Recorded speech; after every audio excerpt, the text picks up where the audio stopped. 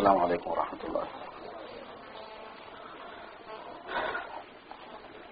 نحمده ونستعينه ونستغفره ونؤمن به ونتوكل عليه ونعوذ بالله من شرور انفسنا ومن سيئات اعمالنا من يهده الله فلا مضل له ومن يضلل فلا هادي له واشهد ان لا اله الا الله وحده لا شريك له واشهد ان سيدنا ومولانا محمدا عبده ورسوله بلغ الرسالة وأدى الأمانة ونصح الأمة صلوات الله تعالى وسلامه عليه وعلى آله وأصحابه إلى يوم القيامة. أما بعد،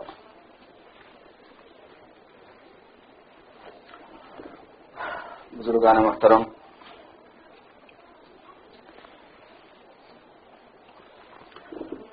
مولانا نے چونکہ اگرچہ کہ میری ثوابیت کو چھوڑا لیکن یہ کہا تھا کہ سیرت کے عنوان سے آج کا جمع ہونا ہے، اس لیے سیرت کو عنوان بنا کے بات کرنے کی کوشش کروں گا. اور حضرت مولانا عبید الرحمن صاحب دامت برکاتہم نے تعریف نہیں کرتے ہوئے بھی تقریباً صبح کرنے کا کام تو کر ہی دیا مجھے. حضرت علامہ شعرانی رحمۃ اللہ علیہ، عبد الوہاب شعرانی، بہت بڑے بزرگ گزرے ہیں. انہوں نے لکھا ہے کہ کسی آدمی کو کوئی اچھا لگتا ہے تو وہ اس کی اچھائی ہوتی ہے اس کے اندر جو اس کو دوسرے میں نظر آتی ہے. کسی آدمی کو کوئی برا لگتا ہے تو وہ اس کی برائی ہوتی ہے جو دوسرے میں اس کو نظر آ رہی ہوتی ہے. ہماری سوسائٹی میں کچھ لوگ ایک دوسرے کی تعریف کرتے ہیں. اپنے ایک بھلے آدمی سے آپ پوچھیں گے فلاں کیسا ہے تو بڑا اچھا ہے، فلاں کیسا ہے بڑا اچھا ہے، فلاں کیسا ہے وہ تو بہت عمدہ آدمی، اس کو سارے ہی اچھے لگ رہے ہیں. اس کی وجہ یہ ہوتی ہے کہ اس کے اندر اچھائی ہے تو اس کو کیا نظر آئے گا؟ اچھا ہی نظر آتا ہے. اور اسی سوسائٹی میں کچھ لوگ ایسے ہوتے ہیں کہ آپ جس کا بھی نام لو رہے ہو فلاں تو ایسا ہے، فلانا اور وہ تو ایسا ہے فلاں. انہی لوگوں کے بارے میں جب آپ پوچھیں گے تو دوسرا آدمی ان سب پہ تنقید کرتا ہے. تو اس کی وجہ کیا ہے؟ اس کی وجہ یہ ہے کہ اس کے اندر کمی ہے جو نظر آتی ہے اس کو. وہ اخلاقیات کے بہت ماہر تھے علامہ عبد الوہاب شعرانی رحمۃ اللہ علیہ. ان کی کتابیں بھی ہیں، ان کی کتاب بہت اچھی ہے الدر المنبور. تو وہ حضرت جلال آبادی رحمۃ اللہ علیہ ہم کو پڑھ کے سناتے تھے اپنے مجلس میں. اس میں سے یہ باتیں بہت سی آتی تھی.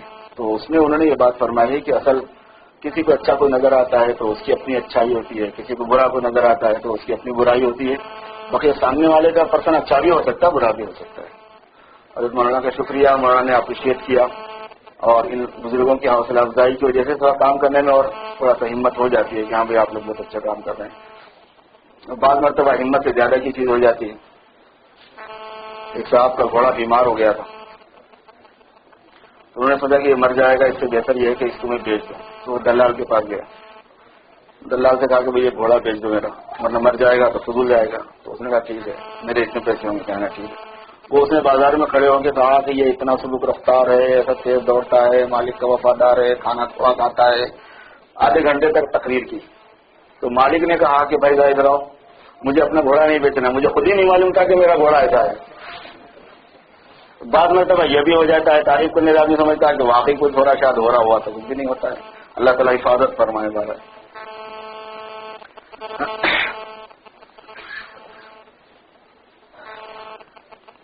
چونکہ معراج کا مہینہ ہے اور ابھی 6-7 دن کے بعد میں وہ تاریخی رات بھی آتی ہے جو اس میں معراج کا واقعہ پیش آیا تھا.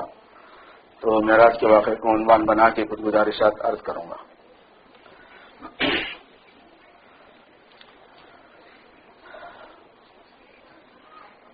انسان جو علم حاصل کرتے ہیں وہ 2 طرح کا ہے.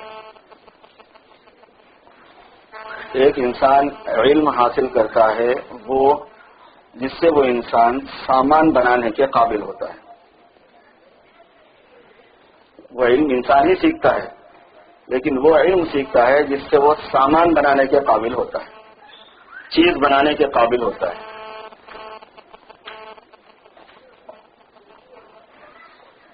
اور ایک علم انسان وہ سیکھتا ہے جس سے انسان بنتا ہے، انسانیت بناتا ہے اس سے. یہ 2 قسم کا علم ہوتا ہے. وہ علم جو انسان سیکھتا ہے لیکن وہ اپنے لیے نہیں سیکھتا. لوگ اس کو کہتے ہیں کہ یہ کوالیفائڈ ہے، یہ تعلیم یافتہ ہے، لیکن اس نے سیکھا ہے سامان کے لیے. یعنی اس کو مکان بنانا آئے گا اچھا، یعنی اس کو ٹریٹمنٹ کرنا آئے گا اچھا، یعنی اس کو ڈیم بنانا آئے گا بہت اچھا، بڑی بڑی بلڈنگیں بنانا آ جائے گا، دنیاوی جو سامان کی پلین بنانا آ جائے گا، راکٹ بنانا آ جائے گا، ٹرین بنانا آ جائے گا، گاڑیاں بنانی آئیں گی، ان کو ڈیزائن کرنا آئے گا، فرنیچر بنانا آئے گا، 50,000 چیزیں، جتنا دنیا میں پھیلا ہوا سامان ہے، اس سے متعلق جو علم آدمی سیکھتا ہے، ایک علم وہ ہے، اس کا آدمی سے کوئی تعلق نہیں ہے۔ عجیب بات ہے، یہ آدمی کے بننے سے اس کا کوئی تعلق نہیں ہے۔ یہ بگڑا ہوا آدمی بھی سیکھ سکتا ہے، بغیر بگڑا ہوا بھی سیکھ سکتا ہے۔ یہ سیکھ کے آدمی بگڑا ہوا بھی رہتا ہے، بغیر بگڑا ہوا بھی رہتا ہے۔ آدمیت سے اور انسانیت سے اس علم کا تعلق نہیں ہوتا۔ اور جب انسان بگڑا ہوا ہو اور ایسا علم اس کو زیادہ آ جائے اور وسائل زیادہ آ جائیں تو دنیا میں بگاڑ زیادہ آ جاتا ہے، کیونکہ انسان یوزر ہے۔ اللہ نے اپنا جو خلیفہ بنایا تو اس کو یہ بات دی ہے کہ وہ استعمال کرنے والی قوت اس کو بنایا ہے۔ سب چیزیں استعمال ہوتی ہیں، وہ استعمال کرتا ہے۔ وہ ہونے کے جب بگڑا ہوا یوزر بگڑا ہوا ہے تو ظاہر ہے کہ بگاڑ کے لیے یوز کرے گا ساری چیز۔ یہی وجہ ہے کہ جو جتنا زیادہ بگڑا ہوا ہوگا اس کو جتنے زیادہ سامان دنیا کا آتے لگا وہ اتنا زیادہ بگاڑ کرے گا۔ چھوٹے پیمانے پر ہے تو چھوٹا بگاڑ کرے گا، بڑے پیمانے کا ہے تو بڑا بگاڑ کرے گا۔ تو معلوم یہ ہوتا ہے کہ ایک علم وہ ہوتا ہے جس کا تعلق دنیا کے سامان بنانے سے ہے، جس کو دنیا عام طور پر علم کے نام سے ہی تعبیر کرتی ہے۔ حدیث شریف میں اس کو علم نہیں کہا جاتا، اس کو فضل کہا جاتا ہے، فنون کہا جاتا ہے۔ تو ایک وہ علم ہوتا ہے، یہ علم انسانوں کے تجربات پر اللہ نے چھوڑا ہوا ہے کہ یہ دنیا تمہارے لیے بنائی گئی ہے، اس سے فائدہ اٹھانا ہے تم کو، تو اس میں مشق کرو، دماغ لڑاؤ، مختلف قسم کے ایکسپیرینس حاصل کرو، تجربے کرو، تحقیقات کرو، جو چیزیں تم نکال سکتے ہو جائز طریقے پہ نکالو، فائدہ اٹھاؤ۔ یہ دنیا تمہارے لیے بنی ہے۔ قل من حرم زینۃ اللہ التی اخرج لعباده والطیبات من الرزق قل هي للذین آمنوا فی الحیاۃ الدنیا خالصۃ یوم القیامہ۔ آپ یہ فرما دیجیے محمد صلی اللہ علیہ وسلم کہ کس نے حرام کیا ہے اللہ تبارک و تعالیٰ کی اس زینت کو جو اللہ نے زمین میں پیدا فرمائی ہے، نکالی ہے، اور پاک روزی جو اللہ نے بنائی ہے وہ کس نے حرام کیا ہے؟ کسی نے حرام نہیں کیا۔ یہ بتا دیجیے آپ کہ وہ بھی دنیا میں ایمان والوں کے لیے ہی بنائی گئی ہے۔ قل ہی للذین آمنوا فی الحیاۃ الدنیا، آپ فرما دیجیے کہ وہ ایمان والوں کے لیے بنی ہے دنیا کی زندگی میں، البتہ خالصۃ یوم القیامہ، وہ خالص ایمان والوں کے لیے ہوگی قیامت میں، دنیا میں وہ خالص ایمان والوں کے لیے نہیں ہوگی۔ ایمان والوں کے لیے بنی ہے، فائدہ دوسرے بھی اٹھا سکیں گے،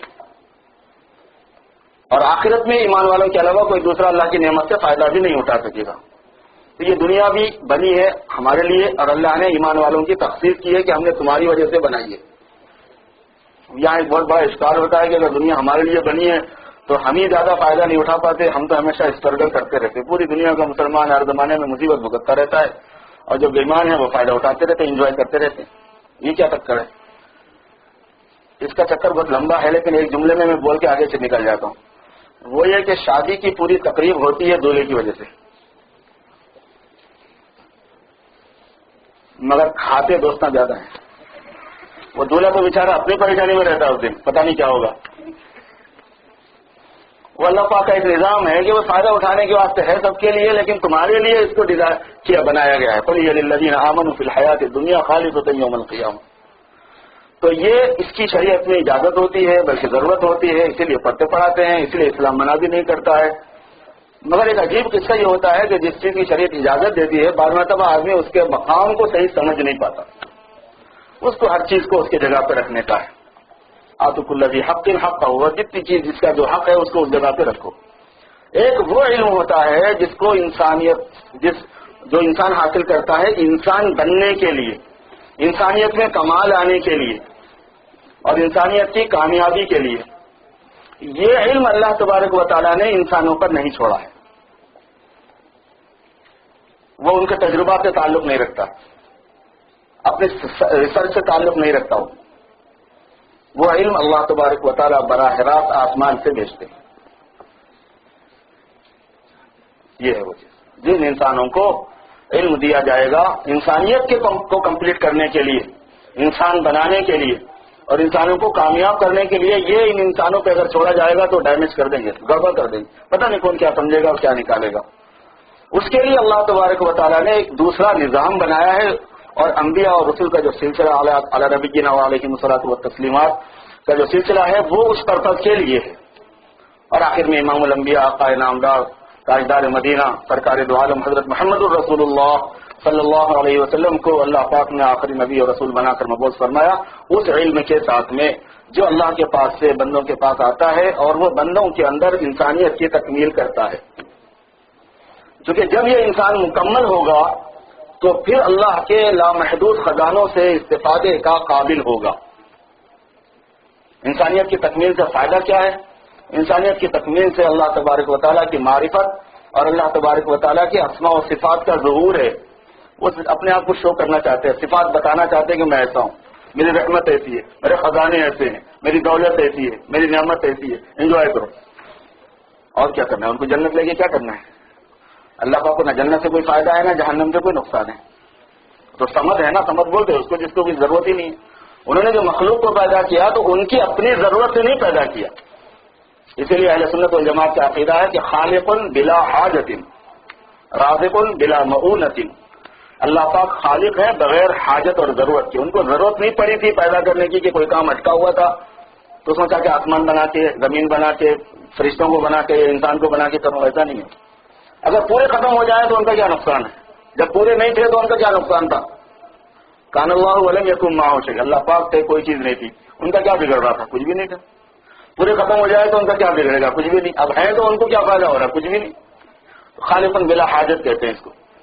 ہر چیز کو جو انہوں نے پیدا کیا اس کا پرپز بنایا، ایک مقصد کے تحت بنایا کہ یہ کام کرے گی، اس کو اس کے لیے میں نے بنایا ہے. ان کی اپنی ذاتی ضرورت نہیں ہے. بلا حاجت سے یہ مطلب ہے.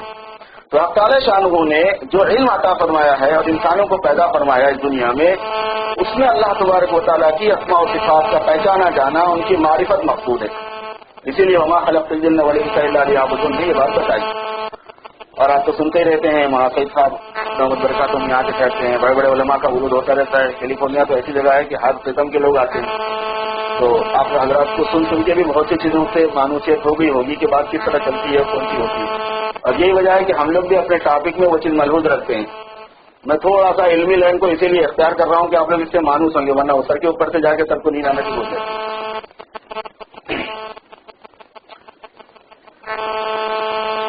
ہم سب کو اللہ پاک نے جس علم کے لیے پیدا فرمایا ہے وہ اللہ کی معرفت ہے، کہ اللہ پاک کی معرفت حاصل، اللہ کی ذات و صفات کا اندازہ ہو. ذات کی کنہ تو ان کی حقیقت تو نہیں سمجھ میں آئے گی، ان کی صفات اور ان کی اسماء سمجھ میں آئیں گے. اور اس سے انسانیت کے اندر جو کمالات ہیں وہ ڈیولپ ہونا ہے، علمی لائن کے بھی، عملی لائن کے بھی، اخلاقی لائن کے بھی، پریکٹس کے لائن کے بھی. اس سے ہوگا یہ کہ اللہ تبارک و تعالیٰ نے جو اصل اپنی نعمتوں کے ظاہر کرنے کی جگہ بنائی ہے وہاں یہ انسان رکھے جانے کے قابل ہوگا، اس سے استفادہ کر سکے گا. ایک استعداد ہوتی ہے اصل میں کسی چیز سے فائدہ اٹھانے کی، نہیں اٹھانے کی. چھوٹا بچہ جب ابھی پیدا ہوا، اگر اس کو آپ کوفتے کھلانے لگے، چکن بریانی کھلانے لگے، مٹن بریانی کھلانے لگے تو وہ مر جاتا ہے، کیونکہ ابھی تو وہ گاڑے دودھ کا بھی متعامل نہیں ہے. ابھی تو پتلا دودھ چاہیے اس کو جب بچہ نیو بیبی ہے. تو ایک استعداد ہوتی ہے. اب تعالیٰ شانہ کے جو اصل رحمت کے خزانے ہیں نا، جو اللہ پاک چاہتے ہیں کہ میرے پاس کیا ہے، میری مخلوق دیکھو، اس کو دکھانے کے لیے ایک استعداد چاہیے. وہ ایک دعوت اللہ تبارک و تعالیٰ اگر انسانوں کی کرے تو دنیا بس نہیں، اور دنیا کی عمر بس نہیں ہوتی. تو ان کی نعمتوں سے کہاں کوئی اندازہ کر سکتا ہے. حدیث شریف میں آتا ہے کہ جب کوئی آدمی نماز کے لیے آتا ہے مسجد میں تو اللہ پاک اپنے دل میں ایک دعوت کر لیتے ہیں اس کی، کہ چونکہ کریم کی عادت یہ ہے کہ اس کریم کے پاس جب کوئی جاتا ہے تو وہ اس کو دعوت کے بغیر، کھلائے پلائے بغیر بھیجنا اپنے کرم کے خلاف سمجھتا ہے، اپنی مہربانی کے خلاف ہے. اس کے کرم کا تقاضا یہ ہے کہ جب اس کے پاس کوئی آئے ہیں تو اس کو احتیاط ہونا چاہیے. اسی لیے جب بھی آدمی ایمان والا بندہ مسجد آتا ہے تو ایک دعوت اللہ پاک اپنے دل میں اس کی لے لیتے ہیں. اور حدیث شریف میں آتا ہے کہ ایک دعوت اللہ تبارک و تعالیٰ کی 500 سال کی ہوتی ہے. تو ایک دعوت اگر دنیا میں وہ دے دیں گے تو آپ کو 5 مرتبہ تو مر کے زندہ ہونا پڑے گا. کہاں یہ جگہ ہی نہیں ہو، چھوٹا سا برتن ہے، آپ زیادہ چیز کہاں ڈالیں گے. بڑے سیکرٹ ہیں اس کے پیچھے، بڑے راز ہیں کہ کیا ہے، یہ کیسا ہے، یہ کیوں ہے. اور جو نعمتیں ہیں وہ اس کا اندازہ بالکل دوسرا ہے. ایک دسترخوان جو ہے زمین کے شروع سے آخر تک اللہ پاک کا نہیں مل سکتا، اس کی زمین ہے ہی نہیں. ایک دسترخوان نہیں بیچ سکتا اللہ کی نعمتوں کا، ایک نہیں بک سکتا، پوری زمین میں اتنی کیپیسٹی نہیں، لا محدود خزانے والے ہیں اللہ کا، ان لمٹ خزانے، کبھی کم نہیں ہوتے، کبھی کم نہیں ہوں گے، ان کے ارادے کا نام وجود ہے، انما امرہ اذا اراد شیئا ان یقول له کن فیکون۔ حق تعالیٰ یہ چاہتے ہیں کہ یہ بندے انسانیت کے اندر کمال پیدا کر کے جب میرے پاس آئیں تو میں ان کو نوازوں اور اس جگہ پر بھیج سکوں جو ان کے لیے بنائی گئی ہے، ما لا عین رأت ولا اذن سمعت ولا خطر علی قلب بشر، کہ نہ کسی آنکھ نے دیکھا، نہ کسی کان نے سنا، اور نہ کسی انسان کے دل پر اس کا گزر ہوا۔ یا اہل الجنہ تشبون ولا تحرمون، تصحون ولا تمرضون، تحیون ولا تموتون وانتم تخلدون فیہا۔ اے اہل جنت، تم جوان رہو گے، کبھی بوڑھے نہیں بنو گے۔ جنتی جب جنت میں بڑھاپے کے ساتھ میں جائے گا مزہ۔ ہماری دنیا کی جو پرابلم ہے اس میں سے ایک یہ ہے کہ جب جوانی ہوتی ہے تو دنیا کمانے کے چکر میں ہوتے ہیں، اور جب دنیا کما چکتے ہیں تو بڑھاپا آ چکا ہوتا ہے، بڑھاپے میں پھر کہے گا مزہ ہے۔ اصل یہ ہے کہ جب کوئی چیز آدمی کو ہو تو پھر اسٹرانگ اس کے اندر استعداد بھی ہو۔ اے جنتی ہو، تم جوان رہو گے، ایسی جوانی سے جوڑا جائے گا جس کے بعد میں بڑھاپا نہیں۔ تصحون ولا تمرضون، تم تندرست رہو گے، کبھی بیمار نہیں پڑو گے۔ تحیون ولا تموتون، زندہ رہو گے، کبھی مرو گے نہیں۔ وانتم تخلدون فیہا، تم بھی ہمیشہ رہو گے اور یہ چیز بھی ہمیشہ تمہارے پاس رہے گی، کھینچ بھی نہیں لی جائے گی۔ تو وہ ایک نظام ہے اللہ تبارک و تعالیٰ کا، انسانیت کی تکمیل کا تعلق اس سے ہے۔ تو وہ علم جس سے ہمارے اندر انسانیت آئے گی اور انسانیت میں کمال پیدا ہوگا، وہ علم آسمان سے آتا ہے، اور وہ علم جو آسمان سے آیا اس کو وحی کہتے ہیں۔ اور اس وحی کی دو قسمیں ہوتی ہیں، مشہور سنا ہوگا آپ نے، ایک وہ جس کی تلاوت ہوتی ہے نماز میں، اور ایک وہ جس کی تلاوت نہیں ہوتی ہے۔ جس کی تلاوت ہوتی ہے اس کے الفاظ بھی وحی میں شامل ہوتے ہیں، جس کی تلاوت نہیں ہوتی اس کے الفاظ حضور پاک صلی اللہ علیہ وسلم کے اختیار کیے ہوئے ہوتے ہیں۔ اسی وجہ سے ایک مطلوع ہوتی ہے، غیر مطلوع، ایک تلاوت کی بھی ہوتی ہے، غیر تلاوت کی بھی ہوتی ہے۔ ہوتا دونوں علم آسمان کا ہے، اللہ کے پاس سے آیا ہوا ہوتا ہے۔ تو اس علم سے انسانوں کو بتایا جاتا ہے کہ تمہاری زندگی کا مقصد کیا ہے، تمہاری زندگی کا رزلٹ کیا ہے، تمہارا انجام کیا ہے، اینڈنگ کیا ہے، کس مقصد کے لیے اللہ پاک نے تم کو دنیا میں بھیجا ہے، اللہ تبارک و تعالیٰ نے کیا نظام تمہارے ساتھ بنایا ہے، ان کی پلاننگ کیا ہے۔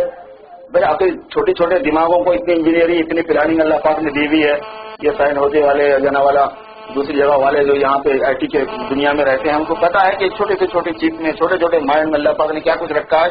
اتنا سارا دماغ بنایا، اس کا خود دماغ نہیں ہے، اس کے پاس وہ قوت جو دماغ سے متعلق ریلیٹڈ قوت ہے وہ کتنی ہوگی، وہاں کتنی عقل ہے، وہاں کتنی فہم۔ لفظ عقل، لفظ دماغ، یہ چیزیں استعمال نہیں ہوتی اللہ پاک کے لیے، کیونکہ یہ مادیت کے ساتھ میں جڑنے والی چیزیں ہیں، اور اللہ پاک کو مادہ نہیں ہوتا، وہ مجرد، یعنی اللہ پاک ان سب سے سبحان ہے۔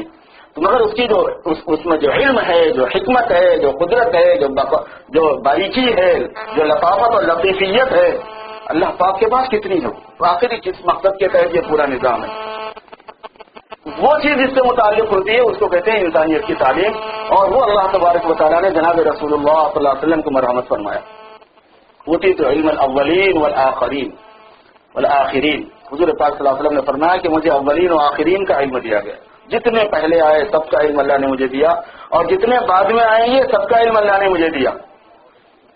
لوگ سمجھتے ہیں کہ یہ جو حالات چل رہے ہیں حضور پاک صلی اللہ علیہ وسلم کو اس کا اندازہ نہیں تھا، نعوذ باللہ من ذالک، آپ کو اس کا علم نہیں دیا گیا تھا کہ اتنی ترقی ہونے والی ہے، یہ ہونے والا ہے، وہ ہونے والا ہے۔ ساری باتیں تو حضور کی بتائی ہوئی ہیں جو سامنے آتی رہتی ہیں روزانہ۔ ایک ایک فتنے کی آپ نے خبر دی ہے، ایک حال کی آپ نے خبر دی ہے، کہ تبدیلی کی آپ نے خبر دی ہوئی۔ بعض مرتبہ تو ایسا ہوا کہ فجر کی نماز کے بعد آپ نے خطبہ دیا اور ظہر ہو گئی، ظہر کے بعد پھر آپ نے نماز کے بعد پھر خطبہ دینا شروع کیا، عصر ہو گئی، عصر کے بعد پھر خطبہ دینا شروع کیا، مغرب ہو گئی، مغرب کے بعد پھر خطبہ دینا شروع کیا، عشاء ہو گئی، عشاء کے بعد خطبہ دینا شروع ہوا، فجر بھی ہو گئی۔ اور ابو ہریرہ فرماتے ہیں کہ آپ صلی اللہ علیہ وسلم قیامت تک جو واقعات ہونے والے تھے نام بنام بتا رہے تھے، حافظ من حافظ ونسی من نسی، جس نے یاد رکھا اس نے یاد رکھا، جو بھول گیا وہ بھول گیا۔ ابو ہریرہ فرماتے ہیں رضی اللہ عنہ وارضا کہ میں جب کوئی واقعہ دیکھتا ہوں ہو جاتا ہے، پہلے سے ذہن میں نہیں ہوتا، ہو جاتا ہے تو فوراً یاد آتا ہے کہ ارے ہاں حضور صلی اللہ علیہ وسلم نے تو یہ بھی بتایا۔ اللہ پاک نے آپ کو جو علم عطا فرمایا تھا وہ علم آپ کو دیا گیا تھا، اور اس کے مطابق انسانوں کو تربیت کرنے کا فن دیا گیا تھا، وہ تربیت کرنے کا کام بھی آپ کو لگایا ہوا تھا۔ یہ جو معراج کا واقعہ ہے، معراج کا جو معجزہ سرکار دو عالم صلی اللہ علیہ وسلم کے ساتھ میں ہے، یہ عجیب و غریب معجزہ ہے. معجزہ خود ہی عجیب ہوتا ہے. معجزہ کہتے اس کو کہ جو عام انسانی عادت کے موافق جو انسان محسوس کرتا ہے دیکھتا اس کے خلاف ہوتا ہے. معجزہ کی اصل معنی ہے عاجز کرنے والا. عاجز کرنے والا کا مطلب کوئی دوسرا نہیں کر سکتا. کیونکہ نبی اپنی نبوت کے دعوے میں یہ پروف کے طور پر پیش کرتے ہیں. جب اللہ کا کوئی نبی یہ کہتا ہے کہ میں اللہ کا نبی ہوں اور اللہ کے پاس سے میسج میرے پاس آتا ہے اور اللہ کا علم مجھے دیا جاتا ہے, تو دوسرے عام انسانوں کو یہ شبہ ہوتا ہے کہ بھئی ہمارے پاس کیوں نہیں آ رہا, تمہارے پاس کیوں آ رہا ہے, تمہاری کیا خصوصیت ہے کہ تم کو چنا گیا ہے اس کام کے لیے, اس کام کے لیے منتخب کیا گیا ہے. تو پھر وہ اللہ تبارک و تعالیٰ ان کو معجزہ دیتے تھے. اس لیے ہر نبی کو معجزہ دیا گیا ہے. وہ کہتے کہ دیکھو میرے ساتھ بھائی بھی طاہر ہے اور میرے ساتھ خاص معاملہ ہے جو تم لوگوں کے ساتھ نہیں ہے, یہ میرا پروف ہے. اگر یہ سمجھتے ہو کہ میں بھی تمہارے جیسا نارمل ہوں تو تم پروف لاؤ. یہ ہوتا تھا. تو معجزہ جو ہوتا ہے وہ نبوت کی دلیل ہوتی ہے. اللہ تبارک و تعالیٰ نے ہر نبی کو دیا, لیکن سرکار دو عالم صلی اللہ علیہ وسلم کو جو معجزات عطا فرمایا اس کا جواب نہیں ہے. تھانوی رحمۃ اللہ نے لکھا ہے کہ حضور پاک صلی اللہ علیہ وسلم کے خصوصیات میں سے یہ بھی ہے کہ کائنات کی جتنی قسمیں پائی جاتی ہیں ان تمام قسموں میں حضور پاک صلی اللہ علیہ وسلم کا معجزہ دیا گیا ہے. آپ صلی اللہ علیہ وسلم کو معجزہ دیا گیا ہے تاکہ قیامت تک کے واسطے کائنات کی ہر قسم آپ صلی اللہ علیہ وسلم کی نبوت اور رسالت پر گواہ ہو. کیونکہ وہ دلیل جو ہوگی وہ تو گواہی دے گی نا, ثبوت فراہم کرے گی. تو جیسے سارا عالم وہ اللہ تبارک و تعالیٰ کی قدرت, اللہ کے وجود اور ان کی وحدانیت کا گواہ ہے, ویسے سارا عالم جناب رسول اللہ صلی اللہ علیہ وسلم کی رسالت کا بھی گواہ ہے. کیونکہ اس کائنڈ میں حضور پاک صلی اللہ علیہ وسلم کا معجزہ ظاہر ہو گیا ویسا, اور بہت تفصیل ہے اس کی. علامہ سیوطی نے بھی خصائص الکبریٰ میں بہت بڑی تعداد ان کی نقل فرمائی ہے, اور بہت صحیح سندوں کے ساتھ میں. یہ ہم ہمارے نبی کے ساتھ خوش عقیدیاں رکھتے ہیں, محبت رکھتے ہیں, اس لیے کچھ بنی ہوئی چیزیں ایسی بات نہیں ہیں. وہ مذاکرے کا رواج نہیں رہا, ورنہ یہ سب صحیح سندوں کے ساتھ میں مستند اکنٹک طریقے پر بکس کے اندر محفوظ ہیں.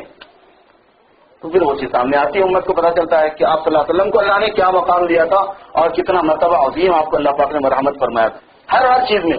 مطلب یہ کہ آسمان ہے, مثلا آسمانوں میں ایک معجزہ ہے, چاند و سورج ستارے ہیں اس میں آپ کو ایک معجزہ ملے گا, بادل ہے اس میں معجزہ ملے گا, پانی ہے اس میں معجزہ ملے گا, زمین میں معجزہ ملے گا, آگ میں معجزہ ملے گا, ہواؤں میں معجزہ ملے گا, جنات میں معجزہ ملے گا, انسانوں میں معجزہ ملے گا, درختوں میں معجزہ ملے گا, پتھروں میں معجزہ ملے گا. جتنی چیزیں کائنات کی ہیں اس میں ایک ایک نہیں کئی کئی معجزے آپ کو سرکار دو عالم صلی اللہ علیہ وسلم کے ملیں گے کہ خاص معاملہ اللہ نے آپ کے ساتھ میں یہ فرمایا ہے. آسمانوں کا معجزہ معراج شریف, آسمانوں میں گئے, اس جسد عنصری کے ساتھ گئے, باڈی کے موجودہ اسٹرکچر کے ساتھ تشریف لے گئے. کھیل تماشے کی بات نہیں ہے, یہ معجزہ ہے. یہ ایسی اسپیشل بات ہے حضور پاک صلی اللہ علیہ وسلم کے ساتھ کہ جس کا یعنی خاص و خاص چیزیں اسی وجہ سے قرآن پاک میں اس کا ذکر ہے. اس پر ایمان لانا فرض ہے. اگر کوئی معجزے کا معراج کا انکار کرے گا تو کافر ہو جائے گا, کیونکہ قرآن کا انکار لازم آئے گا کہ ایسی بات ہوئی تھی آپ صلی اللہ علیہ وسلم کے ساتھ کہ آپ اس دنیا سے تشریف لے گئے, آسمانوں کے اوپر گئے, آخرت دیکھی, جنت دیکھی, جہنم دیکھی, برزخ دیکھا, سب چیزیں آپ صلی اللہ علیہ وسلم دیکھی. آسمانوں میں آپ کا معجزہ ہے, چاند سورج میں آپ کا موجودہ ہے. چاند کے 2 ٹکڑے ہونا مشہور ہے, آپ نے اشارہ فرمایا چاند کے 2 ٹکڑے ہو گئے. ایک شاعر نے بڑی اچھی بات کہی ایک شعر میں, اور بہت انجوائے کرو گے اگر آپ سمجھ جاؤ گے تو, اگر کسی کو شاعری سے مناسبت ہے تو. اس نے لکھا ہے کہ معجزہ شق القمر کا ہے, معجزہ شق القمر کا ہے, مدینے سے آیا. لفظ مدینے سے شق القمر کا معجزہ, چاند کے پھٹنے کا معجزہ دکھ رہا ہے, بول رہے ہیں. معجزہ شق القمر کا ہے, مدینے سے آیا, مہ نے شق ہو کر لیا ہے دین کو آغوش میں. مدینے میں شروع میں میم ہے, آخر میں ہے, اور میم اور ہے کو آپ ملائیں گے تو مہ بنے گا, اور مہ کے معنی چاند کے. تو جب آپ اس کو توڑیں گے تو میم ایک طرف ہو گیا, ہے ایک طرف ہو گیا, بیچ میں جو لفظ بنا بچا اس کا نام وہ لفظ ہے دین. مدینے میں سے میم ادھر سے نکالو, ہاں ادھر سے نکالو, تو بیچ میں کیا بچا؟ شاید جو ہے نا اس معجزے کو اس تعبیر میں بیان کر رہا ہے. معجزہ شق القمر کا ہے, مدینے سے آیا, یعنی لفظ مدینہ خود اس کو بھی بتا رہا ہے, میں نے شق ہو کر لیا ہے دین کو آغوش میں. تو یہ جو معجزہ سرکار دو عالم صلی اللہ علیہ وسلم کا ہے، اس کا معراج کا، میرے بزرگوں یہ بڑا عجیب معجزہ ہے، اور اس میں دسیوں واقعات، ایک واقعہ نہیں ہوتا، یہ اس میں بے شمار واقعات ہیں، مسلسل کئی واقعات پیش آئے ہوئے ہیں اس میں سے جو ایک خاص چیز ہے وہ یہ ہے کہ وحی کے ذریعے سے جو علم جناب رسول اللہ صلی اللہ علیہ وسلم کو دیا جاتا رہا ہے، اور بالکل یقینی چیز ہوتی ہے، وہ اسی کو آپ صلی اللہ علیہ وسلم کو مشاہدہ بھی کرایا گیا ہے۔ اس دنیا میں آپ اپنی آنکھوں سے دیکھ کر آئے، مرنے کے بعد تو سبھی دیکھیں گے، اس دنیا سے جا کر تو سبھی دیکھیں گے، جب اس عالم میں پہنچیں گے تو سب دیکھیں گے ہی دیکھیں گے، لیکن یہ آپ صلی اللہ علیہ وسلم کے ساتھ خاص معاملہ ہے کہ اس دنیا میں جس چیز کو آپ فرماتے رہے، جس چیز کو آپ بتلاتے رہے، اس چیز کا آپ نے مشاہدہ فرما لیا، دیکھ کر آیا اپنی آنکھوں سے۔ اسی لیے آپ صلی اللہ علیہ وسلم کے سامنے دنیا اور آخرت دونوں ساتھی ساتھی، اور اسی لیے آپ کے معجزے کی ایک خاص قسم یہ بھی تھی کہ انی ارا من خلفی کما ارا من امامی، مجھے اپنے پیچھے سے بھی ایسے نظر آتا ہے جیسے مجھے اپنے سامنے سے نظر آتا ہے۔ یہ بھی حضور کا معجزہ تھا، آپ صلی اللہ علیہ وسلم کو پیچھے سے بھی نظر آتا تھا، اور یہ حدیث شریف ہے، اللہ پاک نے وہ خاص بات کی تھی۔ سب سے پہلے جب حضور پاک صلی اللہ علیہ وسلم کو یہ حکم ہوا تھا کہ آپ ان لوگوں کو ڈرائیں، وَأَنذِرْ عَشِيرَتَكَ الْأَقْرَبِينَ، اپنے خاندان والوں کو جمع کرو اور ان کو اللہ کے عذاب سے ڈراؤ اور ایمان کی دعوت دو۔ تو واقعہ مشہور ہے، چھوٹے بچوں کو بھی ہم لوگ یاد کراتے ہیں کہ آپ صلی اللہ علیہ وسلم صفہ پہاڑی پر تشریف لے گئے اور وہاں سب خاندان والوں کو جمع فرمایا۔ وہاں آپ صلی اللہ علیہ وسلم نے جو بات خاندان والوں سے فرمائی وہ بڑی سننے کی ہے، جس کا خلاصہ یہ بنتا ہے کہ آپ نے سب سے پہلے اپنے بارے میں پوچھا کہ میرے بارے میں تمہاری رائے کیا ہے، تاثر کیا ہے؟ سب نے کہا صادق الامین، صادق الامین، آپ سچے ہیں، کبھی جھوٹ کا تجربہ نہیں ہوا، آپ امانت دار ہیں، کبھی خیانت کا تجربہ کسی کو نہیں ہوا، آپ ہمیشہ سچ بولنے والے۔ پھر آپ نے فرمایا کہ اگر میں یہ کہوں کہ میں جس جگہ پر کھڑا ہوں تم لوگ پہاڑ کے نیچے ہو، میں پہاڑ کے اوپر ہوں، مجھے تم پہاڑ والے تم بھی نظر آتے ہو، یہ سائڈ کے لوگ بھی، اور مجھے پہاڑ کے پچھلی طرف کا حصہ بھی نظر آتا ہے، اگر میں یہ کہوں کہ پیچھے دشمن آ رہا ہے تو تم میری بات مانو گے؟ تو کہنا کہ چونکہ کبھی جھوٹ کا تجربہ نہیں کیا اس لیے ہم مانیں گے۔ آپ صلی اللہ علیہ وسلم نے پھر دین کی دعوت ان کے سامنے رکھی، اور آخرت میں جو عذاب ہے، اللہ پاک کی سزا نافرمانیوں پر ہونے والی ہے، وہ تفصیل سنائی تھوڑی سی۔ خیر سب لوگ برا مان کے چلے گئے کہ آپ نے کیا کیا، جو کوئی بات ہوئی بھلا، کیونکہ بات تو بنانا ایک ایسی دنیا میں چیز ہے کہ کوئی بھی بنا سکتا ہے، تو غرض یہ ہے کہ چلے گئے۔ لیکن علماء اس پر فرماتے ہیں کہ آپ صلی اللہ علیہ وسلم نے اس موقع پر اپنے آپ کو پہاڑ کی چوٹی پر کیوں کھڑا فرمایا تھا؟ وہاں بلا تو اپنے گھر میں بھی سکتے تھے نا، بلا تو کسی اور جگہ بھی سکتے تھے نا۔ آپ نے اصل میں اس بات کو سمجھانا چاہا ہے کہ اللہ پاک نے وہ جو علم مجھے عطا فرمایا ہے اس کی نوعیت یہ ہے کہ پہاڑ کے ادھر اور پہاڑ کے ادھر دونوں سائڈ بالکل اوپن ہے، یعنی انسانوں والے سائڈ جہاں دنیا میں لوگ رہتے ہیں اس وقت، اور جو پہاڑ کے نیچے لوگ تھے آپ کے خاندان والے، یہ پوری دنیا ہے، دنیا کے لوگ اس جگہ پر کھڑے ہیں سمجھ لیجیے، اور پہاڑ کی دوسری جانب وہ عالم آخرت کا پورا منظر ہے، اور آپ صلی اللہ علیہ وسلم کو اللہ نے اس جگہ پر کھڑا فرمایا تھا کہ وہ دونوں چیزیں آپ کے نگاہوں میں تھی۔ اس کا تو سب کو مشاہدہ ہے، وہ وحی کے ذریعے سے آپ کو بتائی گئی چیز، اس لیے آپ نے فرمایا کہ اگر میں یہ کہوں کہ پہاڑ کے اس طرف میں جو کھڑا ہوں تم سمجھ سکتے ہو کہ میں ایسی جگہ کھڑا ہوں کہ مجھے یہ بھی نظر آتا ہے، مجھے تم نظر آتے ہو، تمہارے حالات نظر آتے ہیں، تمہاری نیڈ سمجھ میں آتی ہے، تمہارے پرابلم معلوم ہے۔ یہ تھوڑی ہے کہ ہمارے جو ہیڈس اور مسائل ہیں وہ آپ صلی اللہ علیہ وسلم کے سامنے نہیں تھی، یہی تھا وہ مقام۔ آپ نے جو اپنی پوزیشن بتائی اس میں یہ ہے کہ انسانوں کی جو ضروریات ہیں، انسانوں کے جو حالات ہیں، انسانوں کے جو تقاضے اور ڈیمانڈ ہیں، انسانوں کے جو مسائل ہیں، وہ سب ہے میرے سامنے۔ یہ بات نہیں کہ میں نہیں جانتا، مجھے بتایا گیا ہے، لیکن ایک اور علم میرے پاس ہے جو اس سائڈ میں جس کو تم بالکل نہیں جانتے۔ اتنا بڑا پہاڑ تمہارے سامنے ہے تو تم کو پیچھے کا کہاں نظر آئے گا؟ وہ تو اسی کو نظر آئے گا جو پہاڑ کے اوپر کھڑا ہے۔ اس واقعے کے ساتھ میں آپ نے بات کو جو سمجھایا تو علماء نے اس پر باضابطہ یہ تفسیریں کی تفصیلات لکھی ہیں کہ اس جگہ پر کھڑے ہو کر تبلیغ کرنے کا ایک خاص مقصد اور اس کا ایک خاص یعنی بیک گراؤنڈ ہو سکتا ہے کہ آپ صلی اللہ علیہ وسلم اس مقام کو سمجھانا چاہتے ہو کہ تم مقام نبوت کو سمجھو پہلے۔ اللہ پاک نے مجھے جو مقام عطا فرمایا ہے اس کا اندازہ کرو کہ میں کس جگہ پر ہوں، آپ صلی اللہ علیہ وسلم اس مقام پر ہے۔ تو یہ چیز حضور پاک صلی اللہ علیہ وسلم نے اس معراج کے موقع پر جہاں اور بہت سی باتیں ہوئی وہاں یہ بات ہوئی کہ وہ سب کچھ دیکھ کر آئے اللہ کے حبیب صلی اللہ علیہ وسلم، جو وحی کے ذریعے سے آپ کو بتایا گیا۔ جنت بھی دیکھی، جہنم بھی دیکھی، عالم برزخ کے واقعات دیکھے. یہاں سے جب سارے لوگ جاتے ہیں نا تو باڈیوں کا تو حساب کتاب یہ ہے کہ اس کا حساب یہ فزیکل باڈی کا تو نکل جانے سڑ جانے کا ہے. وہ خالی انسان کا جو بیج ہے وہ زمین میں رہ جاتا ہے, جس کے اوپر پھر سارے انسان تعمیر ہونے والے ہیں ہر ایک اپنے اپنے طور پر. بقیہ یہ ہے کہ انسان جو ہے ایک پوری دنیا میں پہنچا دیا جاتا ہے, اس کو برزخ کہتے ہیں. سارے انسان ہیں, کوئی بھی چھوٹا ہوا نہیں. آدم علیہ السلام سے لے کے اب تک جتنے پیغمبر ہیں, پیغمبروں کے دشمن ہیں, پیغمبروں کے ماننے والے ہیں, ان کے مخالفین ہیں, ان کے موافق ہیں, ایک بھی مس نہیں ہے. وہاں پہ کوئی مسنگ سسٹم نہیں. یہ 35 مسنگ ہے, 40 مسنگ ہے, 100 مسنگ ہے, وہاں پہ مسنگ سسٹم نہیں ہے. سب ہیں وہاں پہ. تو وہ ایک پوری کائنات ہے. وہ اس سے بڑی ہے. یہ جو ہماری آسمان و زمین کا خلا ہے نا, وہ اس سے بڑا ہے, الگ ہے. وہ کچھ چیزیں جو ہے نا وہ انسانوں کو جلدی نہیں سمجھ میں آتی. حق تعالی شانہ نے ایسے اسرار بنائے ہوئے ہیں اس کائنات میں میرے بزرگوں کہ اب یہ جو جگہ ہوتی ہے, کچھ جگہ ہر ایک کو نہیں سمجھ میں آتی. جو وقت ہوتا ہے وقت ہر ایک کو نہیں سمجھ میں آتا. جگہ مکان جس کو بولتے ہیں, جگہ جس کو بولتے ہیں, جگہ کی ایک قسم تھوڑی ہوتی ہے, ہزاروں قسمیں ہوتی ہیں جگہ کی. جگہ کی ایک قسم نہیں ہوتی, جگہ کی قسمیں ہیں. وقت ایک قسم کا نہیں ہوتا, وقت کی قسمیں ہوتی ہیں. ہر ایک کا وقت الگ ہوتا ہے, ہر ایک کی جگہ الگ ہوتی ہے.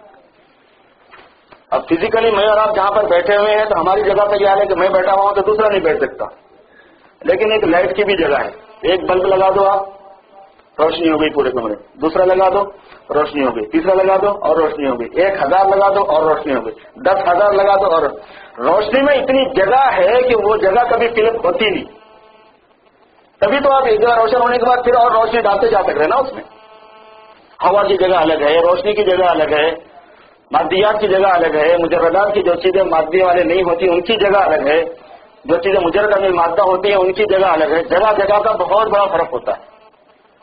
تو وہ جو اللہ نے عالم بنایا ہے برزخ کا, برزخ کی دنیا جس کو کہتے ہیں, وہ بہت بڑا ہے. اس سے وہاں سب ہیں, سارے پیغمبر موجود ہیں جو اس دنیا میں آئے تھے. سارے ان کے صحابہ موجود ہیں, سرکار دو عالم صلی اللہ علیہ وسلم کے سارے صحابہ ہیں, سارے صدیقین, سارے شہداء, سارے صلحاء وہاں پہ موجود ہیں. اور دشمنان اسلام وہ بھی سارے موجود ہیں. ایک سے ایک فرعون, ایک سے ایک قارون دنیا میں جو گزرا ہے, جس مائنڈ کا بھی ہے وہ تھوڑے ہی چھوٹا ہوا ہے, وہ کوئی چھوٹا ہوا نہیں. عجیب بات ہے کہ سرکار دو عالم صلی اللہ علیہ وسلم وہاں جا کے ان سب کے حالات کو دیکھ کر آئے. معراج کے واقعہ میں آپ کو اس کی تفصیل ملے گی. اس وقت رائٹ ناؤ کس کنڈیشن میں یہ لوگ ہیں یہ دیکھ کر آئے ہیں, اور ہے حدیثوں میں یہ چیز لکھی ہوئی. اور ہمیں اس لیے بتایا گیا ہے کہ مت سمجھو کہ جانے کے بعد وہ قصہ ختم ہے. آپ نے دیکھا ہے برزخ, جب برزخ کی آپ کو سیر کرائی گئی, بعض روایتوں سے معلوم ہوتا ہے کہ آسمانوں پر جانے سے پہلے آپ کو یہ دنیا دکھائی گئی جہاں سے یہ لوگ, دنیا سے جو لوگ جانے کے بعد رہتے ہیں جس جگہ پر, وہ جگہ پہلے آپ کو دکھائی گئی. اور بعض روایتوں سے معلوم ہوتا ہے کہ وہ جگہ بعد میں دکھائی گئی, آسمانوں پر جانے کے بعد دکھائی گئی, آسمان اول کے بعد دکھائی گئی. اور بعض روایتوں میں حضرت عامر فرماتے ہیں کہ نہ وہ جگہ نہ پہلے کا ذکر ہے نہ بعد کا ذکر ہے, واقعے کا ذکر ہے کہ آپ کو یہ واقعہ دکھایا گیا. اس پر تحقیق کرتے ہوئے آپ نے فرمایا, حضرت نے فرمایا ہے کہ یہ بھی پاسبل ہے کہ خود اس جگہ کو دکھاتے ہوئے لے جایا گیا, اور یہ بھی ہے کہ عالم آخرت اور عالم برزخ کے واقعات اس ٹائپ کے ہیں کہ وہاں دیکھنے والا اور دکھائی دینے والی چیز کا ایک جگہ ہونا ضروری نہیں. ہو سکتا ہے کہ آپ کو برزخ کی سیر کراتے ہوئے برزخ کے واقعات دکھائے, اس کو برزخ کہتے ہیں. یہ لفظ برزخ بھی بس اپنے نوجوان بچوں کے لیے نیا ہو جاتا ہے کہ برزخ کیا ہے. اصل میں آخرت اور دنیا کے بیچ کا جو عالم ہے اس کو برزخ کہتے ہیں, عالم برزخ. اور ہم اپنے سمجھنے کے واسطے قبر کی زندگی اس کو کہتے ہیں. مگر قبر سب کے لیے قبر کی شکل تو نہیں ہوتی نا, جو کچھ لوگ جلا لیتے ہیں, کچھ پانی میں اتر جاتے ہیں, کچھ جل بن جاتے ہیں, کچھ مر جاتے ہیں. تو اس وجہ سے عام سمجھ کے لیے تو قبر کی زندگی کہتے ہیں, لیکن ہوتا اصل میں یہ ہے کہ وہاں پر انسانوں کے رہنے کی جگہ ہے, ایک کائنات بنی ہوئی ہے, اور وہ اپنے اپنے حالات میں ہوتے ہیں. وہ ایسا بھی نہیں ہے کہ سب ایک جگہ لائن سے کونا میں بنا کے دیوار پر لائن کے لگ کے بیٹھے ہوئے ہیں, ایسا تھوڑی. ہر ایک کی اپنی دنیا ہے وہ, اور بڑا لمبا چوڑا جھنجٹ ہے وہ. اور فرعون ہے, فرعونیوں کے بارے میں اللہ نے قرآن پاک میں فرمایا کہ روزانہ صبح اور شام اس کو 2 مرتبہ آگ کی سزا دی جاتی. النار یعرضون علیہا غدوا وعشیا ویوم تقوم الساعة ادخلوا علی فرعون اشد العذاب. آگ پیش کی جاتی ہے ان پر صبح اور شام. لنچ اور ڈنر کا سسٹم ہے وہاں پہ بھی, مگر آگ کی. اور فرعون کے ساتھ ہوتا ہے, فرعونیوں کے ساتھ ہوتا ہے. روزانہ 2 مرتبہ ہے, قرآن پاک کا بیان ہے صاف. اور یہ اب رائٹ ناؤ ہو رہا تو ہے, کیوں؟ اس کے بعد کا جملہ کہتا ہے وَيَوْمَ تَقُومُ السَّاعَةُ أَدْخِلُوا آلَ فِرْعَوْنَ أَشَدَّ الْعَذَابِ، اور جب قیامت قائم ہوگی تو اے فرعونیوں اس سے زیادہ سخت عذاب میں داخل ہو جاؤ، یہ اعلان کیا جائے گا. کیونکہ پیچھے آنے والی بات نہیں، آگے ہی جانے والی بات ہے. اور یہ ہے وہ خاص پوائنٹ کہ کبھی بھی اب وہ اس کو واپس ٹائم کو واپس نہیں لے سکتا فرعون، جو اس نے غفلت کے ساتھ اس دنیا میں گزار لیا، اپنی فرعونیت کے ساتھ، اپنی مستی کے ساتھ، اپنی نفسانیت کے ساتھ، اپنے گھمنڈ اور غرور کے ساتھ جو ٹائم اس نے گزارا تھا وہ اس کو واپس ملنے والا نہیں ہے کہ اس کو ریکور کر سکے. یہ اتنا ڈینجر پوائنٹ ہے میرے دوستوں کہ حضور نے فرمایا کہ اگر آخرت کے احوال تم پر کھول دیے جائیں جیسے اللہ نے مجھ پر کھولے ہیں، حضور پاک صلی اللہ علیہ وسلم کا ارشاد ہے جس کا مفہوم یہ ہے، تو تم لوگ جنگلوں کو بھاگ جاؤ گے، بیوی بچوں میں رہنا چھوڑ ڈالو گے. اتنا سب حالات ہے. اب ظاہر اب آپ اندازہ لگائیے کہ جب سے مرا ہے، جب سے روزانہ 2 مرتبہ کی سزا اس کو ہوتی، کیا انجوائے کیا اس نے دنیا میں، کیا مزہ اڑایا. ٹھیک ہے بادشاہ تھی، تب تھا، نہریں اس کے محل کے نیچے سے بہتی تھیں، باغات تھے، لیکن کیا ہو ابھی کتنے ہو گئے اندازہ لگا، روزانہ اب تک کتنی مرتبہ پٹائی ہوگی اندازہ کر لو. میں نے ایک بچے سے پوچھا تو کہنے لگے 5000 سال ہو گئے، چونکہ 2500 سال اس کو مر کے ہوئے تو 5000 مرتبہ اس کی پٹائی ہوگی. یہ بول رہا تھا. میں نے کہا میاں کیا بول رہا تھا، سوچ کے بولو یار، روزانہ 2 مرتبہ 2500 سال اس کو ہو گئے، سال میں 360 دن ہوتے، ہر دن میں 2 مرتبہ ہے. اب کا حساب بولا بولے یہ تو لاکھوں ہو گیا، بولے تو لاکھوں مرتبہ تو جوتے کھا چکے ہیں اب تک. اور ویوم تقوم، قیامت کب آئے گی وہ اللہ کو معلوم ہے. ویوم تقوم الساعہ، قیامت جب آئے گی تو اللہ کہیں گے کہ ادخلوا آل فرعون اشد العذاب، اے فرعونیوں اس سے زیادہ سخت عذاب میں جاؤ. اس لیے میرے دوستو اس سے زیادہ غیر سنجیدہ آدمی نہیں ہے جو اس دنیا میں منمانی زندگی گزار کے چلا جائے. اس سے زیادہ غیر معقول آدمی کوئی نہیں جو اس دنیا میں بھیجے جانے کے نظام کو سمجھے نہیں کہ اللہ نے مجھے کیوں بھیجا ہے، مجھے کیا کرنا ہے. سمجھا کہ میں جوان ہو گیا، بڑا ہو گیا، عیاشی کر لی، بدماشی کر لی، کھا لیا پی لیا، حلال سے حرام سے، جائز ناجائز، توبہ اللہ کچھ بھی نہیں، اپنی اصلاح کچھ بھی نہیں، تربیت کچھ بھی نہیں، نہ ایمان بنایا نہ ایمانیات بنائے نہ انسانیت کمپلیٹ کی، مر گیا اور سمجھ رہا کہ بس میں مزے میں تھا. اس سے زیادہ بیوقوف کوئی نہیں دنیا. وجہ اس کی ہے کہ یہ جو آگے کے حالات ہیں وہ انسانوں کو نہیں معلوم ہے، وہ تو اللہ کا علم ہے اور پیغمبروں کو معلوم ہے اور حضور پاک صلی اللہ علیہ وسلم کو بتایا گیا ہے. وحی کے ذریعے سے آپ نے اس کی ڈیٹیل بتائی، پھر آپ جا کے دیکھ کے آئے. معراج کے موقع سے آپ صلی اللہ علیہ وسلم کے اس مشاہدے کا ذکر کر کے کتنا اپنا ایمان تازہ ہونا چاہیے اور کتنا آدمی کو توبہ کی طرف آ جانا چاہیے، اپنی زندگی کو اپنے تیار کرنے کے لیے، آخرت کی تیاری کے لیے کیسے لگا دینا چاہیے.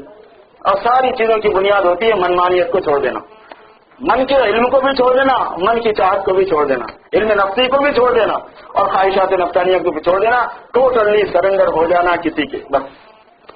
اور وہ اللہ کے رسول صلی اللہ علیہ وسلم ہے کہ اپنے آپ کو فنا کر دینا، کوئی چیز ہماری نہیں رہنا. حضرات صحابہ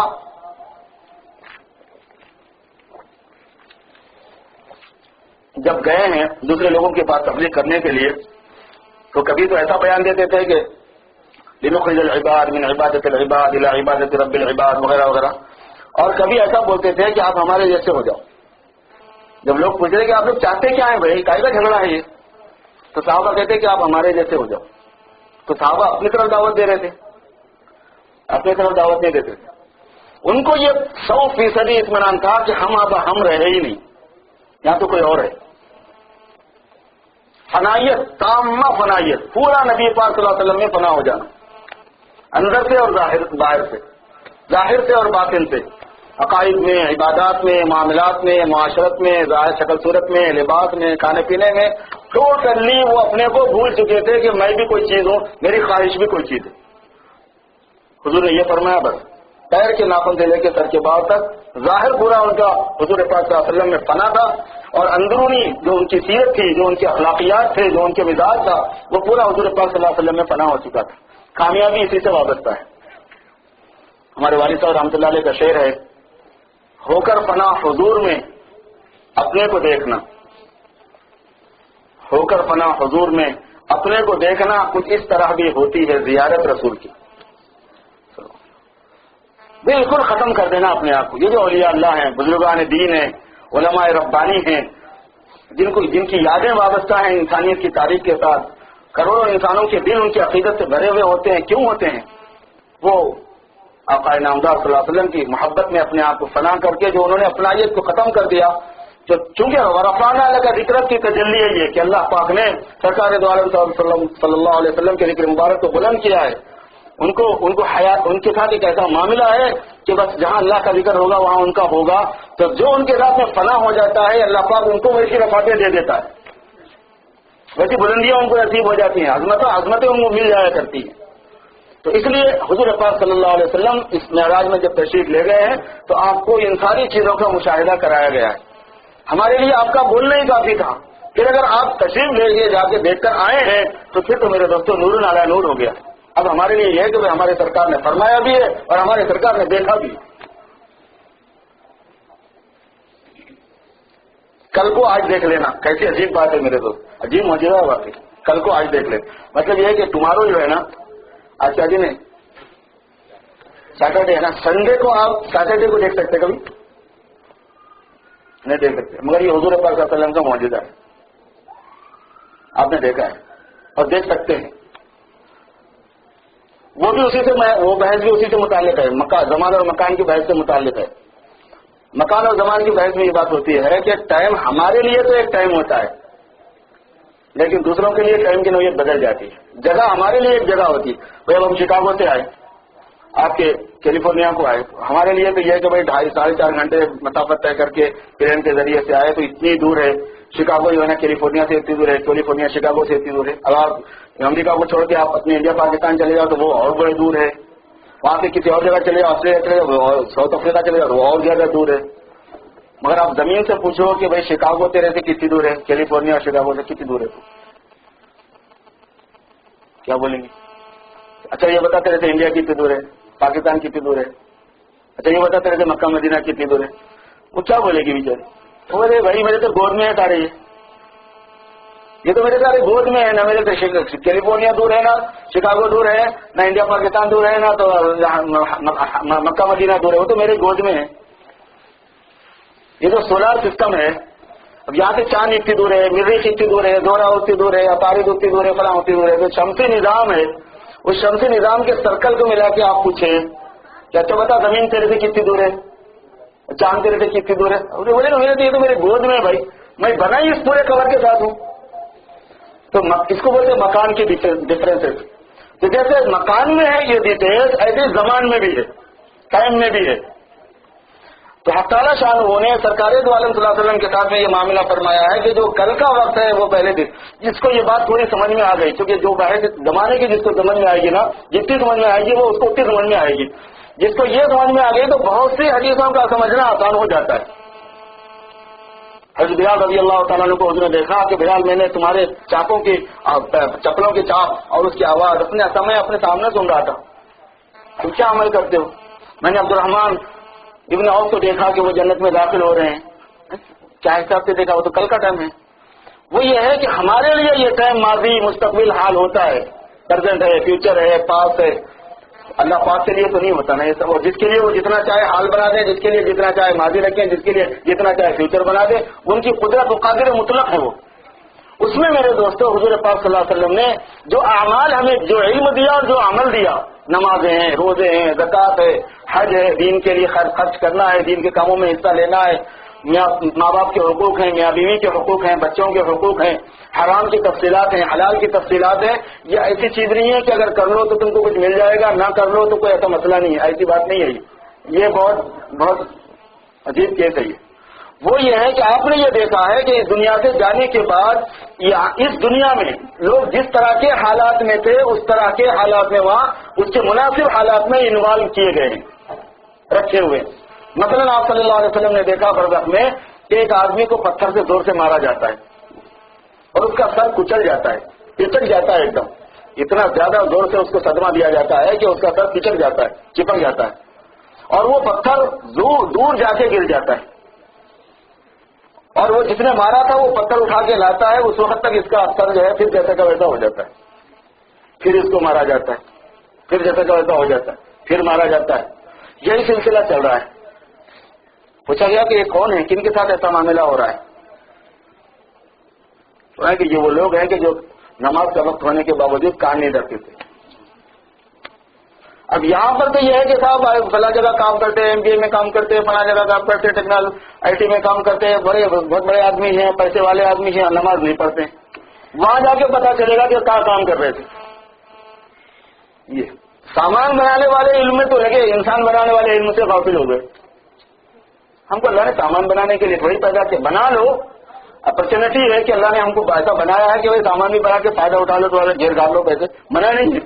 مگر ہم کو اللہ نے یہ جو صلاحیتیں دی تھی وہ تو اس علم کے لیے عطا فرمائی، اس معرفت کے لیے عطا فرمائی، اس تیاری کے لیے عطا فرمائی جو اللہ پاک نے جناب رسول اللہ صلی اللہ علیہ وسلم کو دے کر بھیجا ہے. اس میں یہ ہے کہ ہمارا عقیدہ وہ ہونا علم، وہ جو اللہ نے فرمایا ہے، اللہ کے نبی صلی اللہ علیہ وسلم کو. ہمارے اخلاق وہی ہونا جو آپ صلی اللہ علیہ وسلم نے مقرر فرمائے، ہمارے معاملات وہی ہونا جو آپ صلی اللہ علیہ وسلم نے مقرر فرمائے، ہماری ڈیل ویسے ہی ہوگی. ہمارے پاس حلال وہی حلال ہے جو اللہ کے رسول نے بتایا صلی اللہ علیہ وسلم، حرام وہی ہے جو غلط ہوا. اور حلال حرام کا ایسا تصور کہ حلال ہے تو اس کو کر سکتے ہیں، حرام ہے تو اس کو نہیں کر سکتے. اس معنی میں ایک ہے حرام تھاٹ کے اعتبار سے کہ ہاں میں حرام سمجھتا ہوں، لیکن عادت کے اعتبار سے اس میں انوالو ہے، وہ ناکافی ہے. یعنی اس کی مشق کرنا کہ وہ عادت میں بھی آ جائے، عمل میں بھی آ جائے، پھر وہ ایک کمی ہے، وہ ایک بہت بڑی. یہ مطلب نہیں ہوتا کہ آدمی جس کا عقیدہ صحیح ہے مگر عمل اس کا خراب ہے تو اس کا اعتبار نہیں ہے، ویسا نہیں ہے. عقیدے کے اعتبار سے وہ صحیح ہے، عمل کے اعتبار سے غلط ہے، تو جتنا صحیح ہے اتنا صحیح ہے، جتنا غلط ہے اتنا غلط ہے. نمازوں کی پابندی ہے. آپ نے یہ دیکھا کہ جو لوگ نماز نہیں پڑھتے ہیں ان کا یہ حال ہے. اب اندازہ لگائیے کہ کتنے لوگ بے نمازی مسلمانوں میں سے مرتے رہتے ہیں، اور حضور پاک صلی اللہ علیہ وسلم دیکھ کر آئے ہیں. میں اور آپ کوئی اور تیسرا دیکھتا، کوئی بات آئندہ دیکھ کے آتا، کوئی فلاں وہ دیکھ کے آتا نا، مجھے جھوٹے ہیں، ان کا کیا ہے، بول سکتے تھے. لیکن یہاں وہ چیز نہیں ہے. جو آپ نے فرمایا وہ سب سے زیادہ سچ ہے، جو آپ نے فرمایا وہ حق ہے، وہ عرش معلیٰ کی تحریر ہے، اس میں جھوٹ کا امکان نہیں. ہماری آنکھیں غلط دیکھ سکتی ہیں، ہم خود غلط محسوس کر سکتے ہیں، ہمارے کان غلط سن سکتے ہیں، لیکن جو اللہ کے رسول صلی اللہ علیہ وسلم نے فرما دیا وہ غلط نہیں ہو سکتا.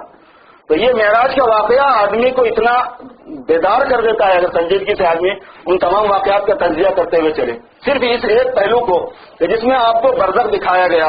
برزخ کا مطلب ہے کہ آخرت آنے سے پہلے انسانوں کی روحیں جہاں رکھی جاتی ہیں وہاں کے جسم کو دے کر، اس کو جسم مثالی کہتے ہیں، وہاں کی باڈی کو دے کر، وہاں کے جسم کو دے کر انسان جہاں رکھے جاتے ہیں وہ کس کنڈیشن میں ہوتے ہیں، کن حالات میں ہوتے ہیں. آپ نے اس کی بہت تفصیلات بیان فرمائی ہیں، نماز نہیں پڑھنے والے کی فرمائی. آپ صلی اللہ علیہ وسلم کچھ لوگوں کے پاس سے گزرے، ان کو لوہے کی یعنی بہت ہی دھاردار چیز کے ذریعے سے اور آگ کے ذریعے سے ان کی جو جبڑے ہیں یہ چیرے جا رہے تھے. ادھر سے چیرتے تھے یہاں تک پیتے گدی تک آتا تھا، پھر اس کے بعد میں ادھر سے چیرتا تھا فرشتہ گدی تک آتا تھا. اور یہ مطلب نہیں تھا کہ بس وہ چیر رہا تھا، وہ بیٹھا ہوا تھا جیسے کوئی کپڑا کاٹ رہا ہو، نہیں، وہ چلا رہا چیخ رہا. جو تکلیف ہوتی ہے حقیقتاً اس سے زیادہ وہاں ہو رہی تھی اس کو. اور جب دوسری طرف وہ چیر دیتا تو پہلی طرف والا صحیح ہو جاتا تھا، اور پہلی طرف والا چیر دیتا تو پھر دوسری طرف والا صحیح ہو. یہی کام پہ لگا ہوا ہے، یہی ڈیوٹی ہے اور کچھ نہیں. وہ مصیبت بھگتنے میں، یہ مصیبت پہنچانے میں. سزا کا سیٹ اپ ویسا ہے. پوچھا گیا کہ حضور پاک صلی اللہ علیہ وسلم نے جبرائیل سے پوچھا کہ یہ کس طرح کے لوگ اس طرح کے حالات میں رکھے جاتے ہیں؟ فرمایا کہ یہ وہ لوگ ہیں جن کی باتوں سے فتنے پیدا ہوتے ہیں، اور یہ وہ واعظ ہیں امت کے جو لوگوں میں گمراہی پیدا کرتے ہیں. امت کے گمراہ مواعظ اور فتنہ پیدا کرنے والے لوگ جو بات بول رہے ہیں کیا مطلب ہو رہا ہے، کیا نتیجہ مرتب ہوگا، ہنگامہ ہوگا، پھر بالکل اسے بیٹھنے اور اسپیچ دینے کے لیے بیٹھ گئے، پیٹ میں الف نہیں، جو منہ کو آیا قرآن کے نام سے بول دیے، جو منہ کو آیا حدیث کے نام سے بول دیے. ہر بات کو جو ان کے کھاٹ میں دماغ میں آ گئی اور اس کو قرآن حدیث پہ چپکا دیا لے، اور اس کو جوڑ کے واسطے کوئی قرآن کی آیت پڑھ لے، کوئی حدیث پڑھ لے، امت میں گمراہی پھیل گئی. اور یہ امت کے واعظ ہیں جن سے گمراہی پھیلتی ہے، ان کی یہ سزا ہے. اللہ تعالیٰ ہم سب کی حفاظت فرمائے. معمولی بات نہیں ہے، یہ بولنا بہت بڑی ذمہ داری کی چیز ہوتی ہے. اسی وجہ سے یہ ہے کہ جب تک اتھینٹک آدمی نہ ہو، کسی مدرسے سے باضابطہ فارغ نہ ہو، اس کی نگرانی کرنے والے باضابطہ علماء نہ ہو، اس میں اتنی تواضع اور خدا کا ڈر ہو کہ وہ پوچھ کے بولے، اس کو بولنا چاہیے. یہ نہیں کہ بس کوئی کتاب لی، کوئی ٹرانسلیشن پڑھ لیا کسی کتاب کا، قرآن پاک کا یا بخاری شریف کا، پھر اس کے بعد اسپیچ دینے کو بیٹھ گئے. ایسے لوگوں کو اگر سنو گے تو گمراہی کے علاوہ کوئی چیز ہاتھ میں آئے گی نہیں. آپ کی ہمارا کام سمجھا دینا ہے یارو، تمہارا کام ہے مانو نہ مانو. ماننا مانے گا کون، نہیں مانے گا اس سے بحث نہیں ہے. بتا دینے کا فریضہ ادا کرنا پڑتا ہے. سارے ننگے ناچ رہے ہیں تو صحیح کر رہے ہیں، ہم کیا کر سکتے ہیں؟ یہ بول سکتے ہیں ننگا مت ناچو. تو ایسے ہی گمراہی کا ایک رواج ہے، غلط بات لینے کا، غلط بات بولنے کا اتنا کانسیپٹ دنیا میں، یعنی کوئی چیز اتنی کھیل تماشے کی نہیں ہے جتنا قرآن و حدیث ہے، اللہ معاف فرمائے۔ کھیل تماشے کے لیے، ڈسکس کرنے کے لیے، الٹ پلٹ بحث کرنے کے لیے، اپنا خیال اس میں داخل کر دینے کے لیے دنیا میں کوئی چیز آپ کو اتنی نہیں ملے گی جتنا قرآن و حدیث ہے۔ لگا تماشا بنا ہوا ہے امت نے، اسی وجہ سے کہتے ہیں ٹرسٹ صرف علماء پہ کرو، جو پورے باضابطہ کسی ادارے کے فارغ ہوں، ان کے پیچھے گروپ ہو جس نے سرٹیفکیٹ دیا، شہادت دی کہ ہاں بھائی اس پر ہمارا اعتماد ہے، اور پھر وہ ڈرتا بھی ہو، وہ پھر پوچھ پوچھ کے چلتا بھی ہو، اس سے غلطی ہوگی بھی تو وہ جلدی مان جائے گا، اصلاح کر لے گا۔ بعض مرتبہ جب ہم یہ بات بولتے ہیں تو لوگ بولتے ہیں کہ عالم سے غلطی نہیں ہو سکتی، آپ دوسرے کو بول رہے ہیں، بھائی یہ ایسی بات ہے جیسے ڈاکٹر سے غلطی نہیں ہو سکتی، کیونکہ ڈاکٹر سے بھی غلطی پاسبل ہے، اس واسطے جو ڈاکٹر نہیں ہے اس کو بھی آپ لال بتی لگانے دے دیتے۔ کیا لال بتی آپ کے پاس ہے نا رواج؟ ہندوستان پاکستان میں رواج ہے کہ جس کو ڈاکٹری کرنا ہو وہ لال بتی لگا دیتا ہے گھر پہ کلینک کے بعد۔ اجازت نہیں دیتے نا آپ، کیوں نہیں دیتے؟ کہ غلطی دونوں سے پاسبل ہے، لیکن دونوں میں بہت بڑا فرق ہے۔ ڈاکٹر جب غلطی کرے گا تو کم کرے گا، ہر وقت نہیں کرتا بیٹھے گا۔ دوسرا یہ ہے کہ اس کو اس کا بدرقہ معلوم ہے کہ اس کا توڑ کیا ہے، سمجھ میں آ رہا؟ اور جو دوسرا کرے گا تو وہ ہمیشہ کرتے رہے گا، زیادہ غلطیاں کرے گا صحیح تو لوگوں کو فائدہ۔ ایک ایسے نقلی ڈاکٹر صاحب آگے تھے، انہوں نے جناب والا گاؤں میں علاج شروع کر دیا، وہاں پہ کوئی تھا نہیں ایسا پوچھنے والا، تو آدمی مر گیا۔ لوگوں نے کہا کہ تو نے مارا ہے، وہاں پہ سو کرنے کا تو سسٹم تھا نہیں، تو کہا تو نے مارا ہے لہٰذا تو ہی خبر کھول اس کی، تو اس نے خبر کھول دی پہلے دن۔ دوسرے دن اس نے اپنے کلینک کے بازو لکھ دیا کہ بھائی علاج کرنے کی ذمہ داری ہے، خبر کھولنے کی نہیں۔ تو جو غیر ڈاکٹر علاج کرے گا تو غلطیاں کم نہیں کرے گا، زیادہ کرے گا، چھوٹی نہیں کرے گا، بڑی کرے گا، غلطی کرے گا اس کا الٹرنیٹ نہیں معلوم ہوگا اس کو۔ ایسے ہی مسئلہ ہے دین کے ماہرین اور غیر ماہرین میں، دین کا علم حاصل کرنے اور نہیں کرنے میں یہی بہت بڑا فرق پایا جاتا ہے۔ میرے دوستوں ایک بات ذہن میں رکھ لیجئے، اگر آپ صحیح سورسز پر جائیں گے، یہ دنیا دارالاسباب ہے، اللہ نے اس دنیا کو ایسا بنایا کہ یہ مینز کی جگہ ہے، جیسے سبب ویسا مسبب۔ ہدایت کی محنت تو ہدایت لے لو، گمراہی کی محنت تو گمراہی لے لو، صحیح چیز کی محنت تو صحیح چیز لے لو، غلط چیز کی محنت تو غلط چیز لے لو۔ یہ سبب جیسے ہوگا ویسے مسبب مرتب ہوگا۔ اگر آپ علم حاصل کرنے کے صحیح ذرائع لیں گے تو صحیح علم ملے گا، اگر آپ علم حاصل کرنے کے غلط ذرائع لیں گے تو غلط علم ملے گا، غلط ذرائع حاصل کر کے صحیح علم نہیں ملے گا۔ یہ دنیا دارالاسباب ہے، یہ کنفیوژن کی جگہ پر، اشتباہ کی جگہ پر، پکی بات معلوم نہیں ہے ایسی جگہ پر آپ علم لینے کو جاؤ گے تو کیا ہوگا؟ آپ کو ایسی بات ملے گی، مشتبہ بات ملے گی، انکمپلیٹ بات ملے گی، پتہ نہیں کیسی بات مل جائے۔ اس لیے کتابوں کے پڑھنے میں، کیسٹوں کے سننے میں، ٹی ویوں کے دیکھنے میں، چینلوں کے دیکھنے میں، ویب سائٹوں کے اوپر جانے میں، اسپیچز کے سننے میں بہت احتیاط چاہیے آپ کو، ورنہ تو ساری گمراہی جو امت لیتی ہے وہ ایسوں سے تو ہی لیتی ہے نا۔ بھائی دینے والا غلط دے رہا صحیح ہے، لیکن لینے والے کی عقل کہاں گئی؟ اگر دینے والا غلط ہی کر رہا ہے تو لینے والے میں اتنا اویئرنیس ہونا، اتنی سوجھ بوجھ ہونا کہ کس سے لینا ہے کس سے نہیں لینا ہے۔ حضور پاک صلی اللہ علیہ وسلم نے دیکھا کہ جو امت کے واحد ایسے ہیں جن سے گمراہی پھیل رہی ہے ان کا یہ حال ہوگا، وہاں یہ حال ہو رہا ہے، رائٹ ناؤ اس کنڈیشن میں ہے، تو جیسے جیسے جاتے جاتے ہیں ویسے ویسے اس میں ڈکن دیے جاتے ہیں کہ یہ تمہارا یہ تمہارا یہ تمہارا یہ تمہارا یہ تمہارا ہوگا یہ تمہارا ہوگا۔ کتنی سخت بات ہے، اللہ پاک حفاظت فرمائے۔ اور اسی وجہ سے بہت احتیاط سے بولنا پڑا، دین کے معاملے میں منہ نہیں کھولنا کبھی جب تک آپ کو پوری بات معلوم نہیں ہے، اور اسی وجہ سے ڈسکس نہیں کرنا کبھی، چلو بھائی ڈسکس کرتے ہیں، جتنا آپ کو معلوم ہے آپ بولو، جتنا میرے کو معلوم ہے میں بولوں گا۔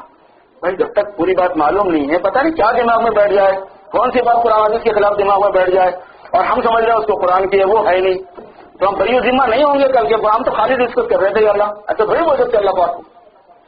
تو اس لیے آپ صلی اللہ علیہ وسلم نے اس بات کو دیکھا، یہ بہت بڑے فتنے کا دور ہے اس وقت امت میں، علمی فتنہ، گمراہی کا جو فتنہ عملی ہوتا ہے وہ اتنا زیادہ نہیں ہوتا جتنا علمی ہوتا ہے۔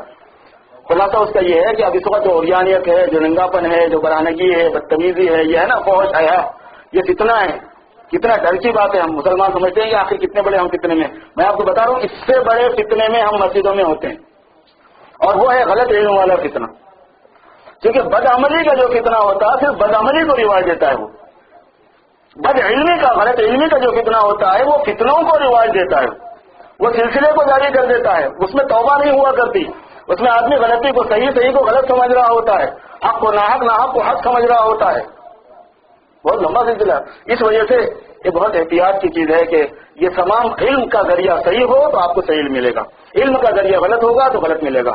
صحیح علم کا ذریعہ کیا ہے کہ وہ علماء جو باضابطہ دینی اداروں سے فارغ ہوں، ان کے پاس سند ہو، ان کے پیچھے علماء کا پورا گروپ یہ کہہ رہا ہو کہ ہاں یہ آدمی نے باضابطہ پڑھا ہے، پھر وہ نگرانی کرتے ہو، پھر وہ ظاہر شرع کے خود بھی پابند ہو، اس کو کہتے ہیں متدین ہونا، کہ اگر وہ خود ہی ظاہر شریعت کا پابند نہیں ہے، باطن کے تو ہم ذمہ دار اس لیے نہیں ہے کہ باطن میں کوئی جھانک نہیں سکتا، ظاہر کو آپ دیکھ سکتے، جو ظاہر شریعت کا پابند نہیں ہے تو جو لوگوں کے سامنے اللہ کی بغاوت علی اعلان کر رہا ہے اس پر آپ کیسے ٹرسٹ کرو گے کہ یہ اللہ پہ جھوٹ نہیں بول رہا ہے؟ اعتماد نہیں کر سکتے آپ۔ ظاہر شرع کا پابندی ہو، سنتوں کا پابند ہو، یہ کچھ علامتیں علماء کرام نے بتائی ہیں جس سے پتا چلتا ہے کہ یہ کن لوگوں پر، کون لوگ صحیح سورسز ہیں نالج کے، اور پھر کون سے لوگ غلط سورسز ہوتے ہیں نا، جو ان سے خالی ہوں گے ان سے آپ گریز کریں، ٹھیک ہے، ان کے اوپر کچھ بولنے کی آپ کو ضرورت نہیں ہے کیونکہ آپ کے پاس تفصیلی علم نہیں ہے، مگر آپ احتیاط تو اپنے طور پر کر سکتے ہیں۔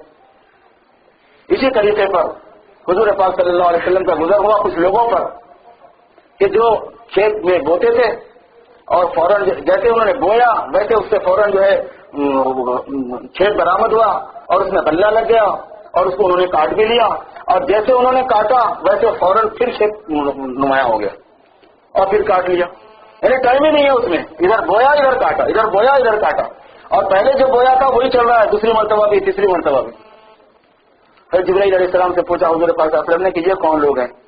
فرمایا کہ یہ وہ لوگ ہیں جو اللہ کے راستے میں خرچ کرنے والے، جو لوگ اللہ کے راستے میں اخلاص کے ساتھ خرچ کرتے ہیں کہ اللہ کو راضی کرنا مقصود ہے، اور دین کا اعلاء اور دین کا احیاء اور دین کی نشر و اشاعت اور دین کی تقویت اور دین کی حفاظت اور دینداروں کی مدد اور مسلمانوں کی مدد، جو اللہ کے راستے میں خرچ ہے، غریبوں کو دینا بھی اللہ کے راستے میں، یتیموں کو دینا بھی اللہ کے راستے میں، مسجدوں میں دینا بھی اللہ کے راستے میں، اداروں میں دینا بھی اللہ کے راستے میں، مقروضوں کے قرضوں کو ادا کرنا یہ بھی اللہ کے راستے میں، بیماروں پر خرچ کرنا یہ بھی اللہ کے راستے میں، حالات والوں جو حالات میں پریشان ہیں انہوں نے مدد مانگی آپ سے، ان کو مدد کرے اور دے، یہ سب جو چیزیں خیر کی ہوں گی۔ اب یہ الگ الگ ہے کہ کس طرح کے خیر کے کام میں کیا رزلٹ ہے، کیونکہ وہ الگ الگ ہے تھوڑا سا۔ تو جو اللہ کے راستے میں خرچ کرتے ہیں ان کا نقصان بالکل نہیں ہے بلکہ ان کا نفع ہی نفع ہے، اللہ تبارک و تعالیٰ ان کے ثواب کو بڑھاتے ہی رہتے ہیں، بڑھاتے ہی رہتے ہیں، بڑھاتے ہی رہتے ہیں۔ سود کھانے والوں کو آپ نے دیکھا کہ وہ کس طرح اپنا ٹائم پاس کرتے ہیں، ہم بزی ہیں، مصروف ہو گئے ہیں، مجبوری میں آگے پھنس گئے ہیں، میرے دوست جلدی نکل جاؤ۔ سود کے نظام سے صرف سود کا نظام اور سودی مال مسلمان کو سوٹ نہیں کرتا، مسلمان کو ہضم نہیں ہوتا، یاد رکھ لو، مسلمان کو بدہضمی ہو جاتی ہے اور اس کی بدہضمی اس کے بچوں میں جاتی ہے، اس کی بدہضمی کا اثر اس کے کاروبار میں جاتا ہے، اس کے ہیلتھ میں جاتا ہے، اس کی بدہضمی کا اثر اس کی بیوی کے ساتھ تعلقات میں جاتا ہے۔ جہاں جہاں آپ نے سود سے معاملہ کیا اور وہ ریلیٹڈ ہے آپ کے کسی چیز سے، مثال کے طور پر آپ نے کار سود سے لیے، اب کار میں آپ سب جگہ کام کرنے کے لیے جا رہے ہیں، سب جگہ اس نحوست کا گھسنا ضروری ہے مسلمان کے لیے، کیونکہ مسلمان کے ساتھ اس کا سیٹ اپ الگ ہے اور غیروں کے ساتھ اس کا سیٹ اپ الگ ہے۔ ہم سمجھ رہے ہیں کہ ان کو چل رہا ہے، ان کو ہضم ہو رہا ہے تو ہم کو بھی ہضم ہو جائے گا، جو چیز کتے کو ہضم ہوتی ہے وہ آپ کو ہضم ہونا ضروری ہے، جو گدھے کو ہضم ہوتی ہے وہ آپ کو ہضم ہونا ضروری ہے۔ آپ کا ہاضمہ الگ بنایا ہوا ہے، ان کا ہاضمہ الگ ہے، ہم کو نہیں جمتا۔ حضور پاک صلی اللہ علیہ وسلم نے دیکھا ہے معراج کے موقع پر کہ جو لوگ اس میں انوالو ہوتے ہیں ان کا انجام کیا، وہ کس حالت میں اپنا ٹائم پاس کریں گے مرنے کے بعد کا، تو کیوں ہم کو مصیبت میں بھگتنا ہے اس کے لیے، جلدی سے نکل جاؤ۔ اسی لیے کیا ہے، بینکوں پر اس بات کا ڈیمانڈ ڈالو، اس بات کا تقاضا رکھو کہ بھائی ہم شرعی طریقے پر لینا چاہتے ہیں، اس کا سیٹ اپ کرو، تم اپنے مسلمانوں کو آمادہ کرو کہ بھائی تم لوگ کرو کچھ اس کے بعد، اور جتنا آپ اپنے آپ کو تھوڑا سا تنگی میں گزار سکتے ہیں اس کے بغیر گزار لو، اللہ نے دیا ہے تو بغیر اس کے لے لو، اور اگر نہیں ہو سکتا ہے تو بھائی اگر ریٹ میں رہ گئے ہم لوگ تو کیا مر جانے والے ہیں، کیا گزارا نہیں ہوتا، لینا ہی ضروری ہے سود و مکان ذاتی، کوئی ضروری نہیں تو ہاں طبیعت تو چاہتی ہے اپنے بچوں کے لیے بھی، فیوچر کے لیے بھی کہ کوئی تسلی رہے، کوئی اطمینان کا گھر ہو، اگر اللہ پاک نے جائز صورت پیدا کر دی تو کر لو، ورنہ صبر سے کام لو، کیونکہ یہ دنیا ٹیمپرری ہے، ہمیشہ ہمیشہ کے لیے تو آگے جانا ہے، اس سے بچنا ہے اپنے آپ صلی اللہ علیہ وسلم نے بدکاری کرنے والوں کے انجام کو دیکھا کہ ان کا ٹائم کیسے پاس ہوتا ہے، غیبت کرنے والوں کو دیکھا کہ وہ کیسے ہوتے ہیں، جو آپس میں ایک دوسرے کی یعنی بیٹنگ کرتے رہتے ہیں، بیک بیٹنگ، بظاہر تو یہ ہے کہ ہم اپنا ٹائم پاس کر رہے ہیں، انجوائے کر رہے ہیں، چٹخارے لے رہے ہیں ایک دوسرے کا برا تذکرہ کر کے، کیونکہ آدمی اس میں لذت لیتا ہے، لیکن آپ صلی اللہ علیہ وسلم نے دیکھا کہ ان کا وہ ٹائم وہاں کس طرح سے پاس ہو رہا ہے. جن لوگوں کے ذمہ حقوق ہوتے ہیں، بیوی کے حقوق ہیں، بچوں کے حقوق ہیں، ماں باپ کے حقوق ہیں، اور وہ ادا نہیں کرتا، اس میں سستی کرتا ہے، وہ لوگ کس طرح ٹائم پاس کرتے ہیں وہ آپ نے دیکھا ہے. خود نے دیکھا کہ ایک بڈھا ہے اور لکڑیوں کا بہت بڑا گٹھر ہے، اتنا بڑا کہ اس سے اٹھ نہیں رہا. وہ اٹھاتا ہے عاجز ہو کے پھر اس کو چھوڑ دیتا ہے کیونکہ اس کے سر پہ نہیں آ رہا. جب چھوڑ دیتا ہے تو اب میں کیا کروں، اور لا کے اس میں اور جمع کرتا رہتا ہے. پھر تھوڑی دیر کے بعد پھر اس کو اٹھاتا ہے. بھائی پہلے نہیں اٹھاتا تو اس میں اور ڈالنے کے بعد کہاں سے اٹھائے گا وہ؟ تو اس میں محنت کرتا ہے، مصیبت بھگتتا ہے، پھر جب دیکھتا ہے کہ میں نہیں اٹھا سک رہا ہوں تو اس گٹھے کو چھوڑ دیتا ہے، پھر لا کے اس میں اور رکھتا ہے. حضرت جبرائیل علیہ السلام سے حضور پاک صلی اللہ علیہ وسلم نے پوچھا کہ جبرائیل یہ کون ہے؟ فرمایا کہ یہ وہ آدمی ہے کہ جو پہلے کے حقوق ادا نہیں کرا اور سر پہ مزید دوسرے ڈال لیتے جاتا ہے. جو حقوق ہے وہ ادا نہیں کیا اور مزید حقوق سر پہ لاتا چلا جا رہا ہے. یہ پوری دنیا ہے اور یہ وہ علم ہے جو جناب رسول اللہ صلی اللہ علیہ وسلم کے ذریعے سے ہمارے پاس آیا ہے. اس کو دین کا علم کہتے ہیں، یہ قرآن اور حدیث کا علم ہے. یہ انسانیت کو مکمل کرتا ہے، یہ انسان بناتا ہے. اس کا ہمارے انجام سے تعلق ہے، ہماری کامیابی ناکامی سے تعلق ہے، ہمارے جہنم سے بچنے سے تعلق ہے، ہماری جنت میں جانے سے تعلق ہے. یہی علم حاصل ہے جس کے اوپر عمل کرنے پہ ہم نجات پائیں گے، ورنہ نجات نہیں پائیں گے. اس لیے اس کو سیکھنا ہے. معراج کے واقعے نے ان سب چیزوں کو کھول دیا ہے. اللہ پاک ہم سب کو دین کا علم نصیب فرمائے اور سرکار دو عالم صلی اللہ علیہ وسلم کے ساتھ میں سچی محبت اور عشق نصیب فرمائے اور آپ کی اتباع کا اور سنت کی اتباع کا شوق اور جذبہ ہمارے دلوں میں پیدا فرمائے. وآخر دعوانا الحمدللہ. اللهم صل على سيدنا مولانا محمد وعلى آل سيدنا مولانا محمد وبارك وسلم. ربنا ظلمنا انفسنا وان لم تغفر لنا وترحمنا لنكونن من الخاسرين. یا اللہ ہمارے گناہوں کو معاف فرما دیجیے، ہماری خطاؤں سے درگزر فرمائیے. اے اللہ حضور پاک صلی اللہ علیہ وسلم کی برکات ہمیں نصیب فرمائیے، فیوز نصیب فرمائیے. اے اللہ اور آپ کے صدقے میں ہمارے دین کو مکمل فرما دیجیے، ایمان میں کمال پیدا فرما دیجیے. اے اللہ حب نسبت میں اضافہ فرما دیجیے. اے اللہ شوق پیدا فرما دیجیے دین پر عمل کرنے کا، سنتوں پر چلنے کا، دین کے موافق زندگی گزارنے کا. اے کریم آقا کرم کا رحم کا معاملہ فرمائیے. دنیا اور آخرت دونوں جہان کی کامیابی ہمیں نصیب فرما دیجیے، دونوں جہان کی ترقیات سے سرفراز فرمائیے. پوری امت مسلمہ کی حفاظت فرمائیے، پوری امت کی مغفرت فرما دیجیے، پوری امت کے حالات کو درست فرما دیجیے، پوری امت کے خوف کو امن سے مبدل فرما دیجیے. اپنے کرم سے ہماری دعاؤں کو قبول فرمائیے. وصلی وسلم وبارک علی سیدنا و مولانا محمد وآلہ واصحابہ اجمعین برحمتک یا ارحم.